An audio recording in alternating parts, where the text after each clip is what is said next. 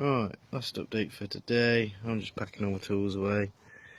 She's not all complete, but she's more or less complete. Valve check all done, put all the valves into spec. Put the head back on, head cover back on. I've got to take our back off tomorrow. Got to tighten a few bolts up to torque spec, so put all them back on. Start to pull all the guts and bits back in.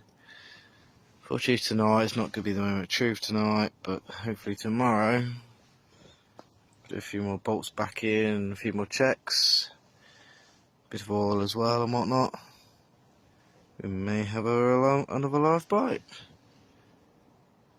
I doubt it. I mean, to be honest, I'm probably at 60-40. I mean, if that's the damage, I mean, what else?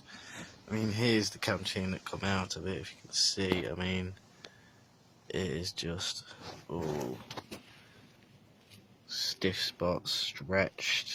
It's in a mess. This is the old chain that came out of it. New chains inside.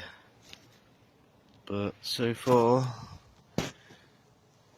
although typical Italian tight workspaces, we've managed to be successful on this one so far, till the moment of truth. But for today, sleep tight all. I know I will. AMB bikes out.